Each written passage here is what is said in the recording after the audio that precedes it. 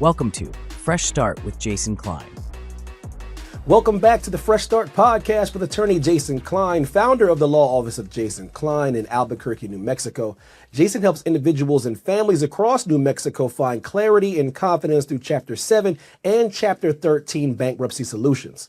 I'm Evan Mack, and today we're talking about which debts bankruptcy can't erase and what that means for people considering filing. Jason, sir, welcome back. Hi, Evan. Great to see you. Good to see you too, brother. Jason, when someone first starts thinking about bankruptcy, how common is it for them to assume it wipes out every type of debt? So, you do see that sometimes, but actually people often believe that it doesn't wipe out a lot of debts that it really does wipe out. On occasion, I do get people that come in and think that it's going to get absolutely everything, but I do think it's more common that people think that there's a lot that it can't wipe out when it really can. At a high level, what categories of debt are typically not dischargeable in bankruptcy? There's actually very few. So first, you've got your taxes. Now, that's not all taxes. Your previous 3 years of taxes on personal income tax are not dischargeable ever. That's priority debts. Now, there's other rules that go into this over when they were filed. If they were not filed on time, then they're not going to be dischargeable either. But if you did file personal income tax on time and it's over 3 years old, then it will be discharged in the bankruptcy. Other forms of taxes are not dischargeable: real estate taxes, business taxes, like 941 taxes, things like that. They are not dischargeable as well. Child support, alimony, so domestic support obligations, those are not dischargeable either. You can never get rid of them. However, other things that may be related to a divorce proceeding can be discharged. Things like if you were ordered to pay attorney fees or possibly property settlements. It all kind of depends on how the decree was worded. So the child support and the alimony are the definites, but there may be other things within the divorce proceeding that can be discharged. Then student loans is usually the biggest one that people know. In most cases, you cannot get rid of student loans. So I generally will tell almost everyone that they're going to still have to pay their student loans. So Jason, student loans are, the one that people ask about all the time. How are they usually treated? And are there situations where it can still be addressed, or is there nothing they can do? They have to pay them. So you can get some relief with student loans.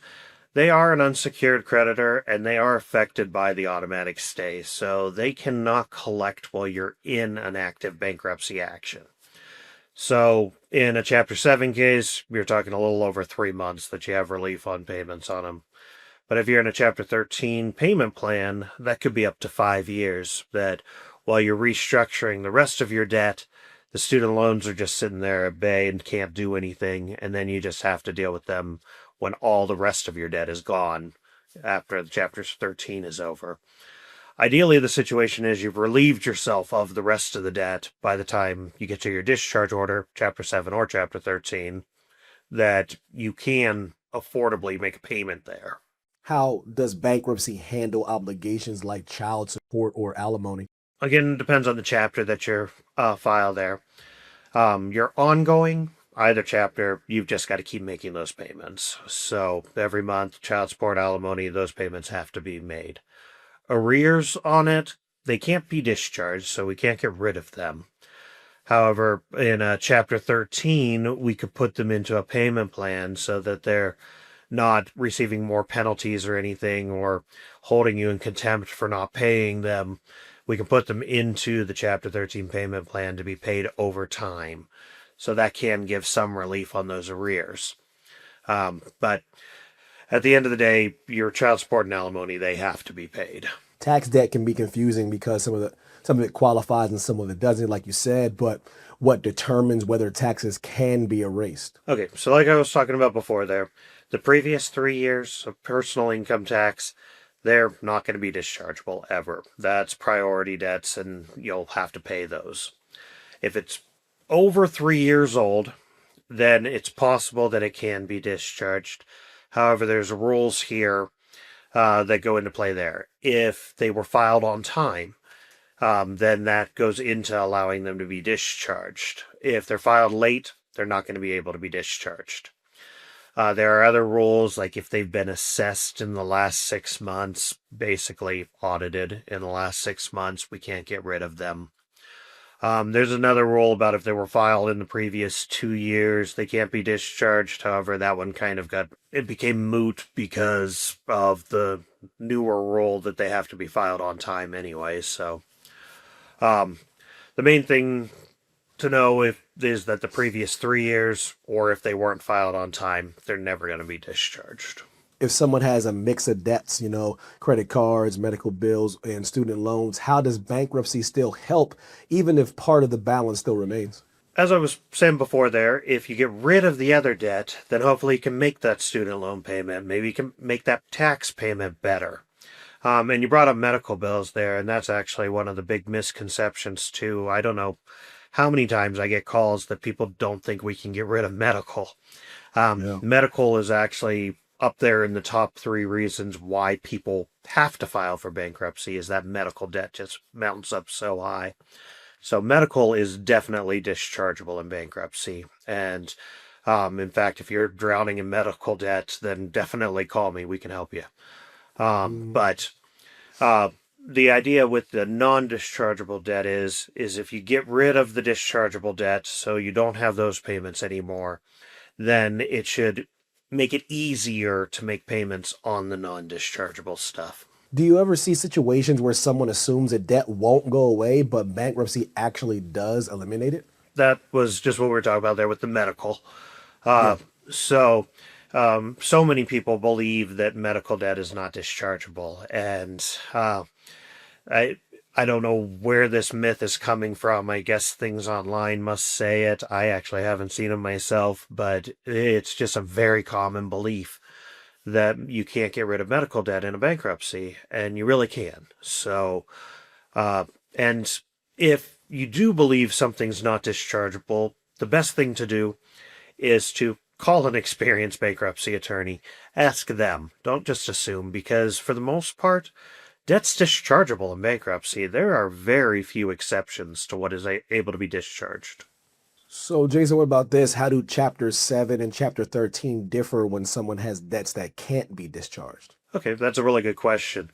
So, Chapter 7 is not going to do much of anything for debts that can't be discharged. So, they can't collect while you are in the active bankruptcy case.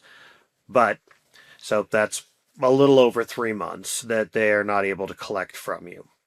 But after that discharge order enters, then they become collectible again. So the Chapter 7 didn't do much. Chapter 13, on the other hand, is a restructuring of the debts and creates a 3 to 5 year payment plan. So you can take those debts that can't be discharged and you can put them into the payment plan to be paid over that 3 to 5 years. Now with the priority debts, so those are going to be your taxes, your child support, your alimony. Those ones, they can be, those have to be paid in a Chapter 13 plan, but they're done without interest or penalty. So you can just get those paid off, cut it off so that it doesn't gain any more interest or penalties, and pay that back over up to 5 years.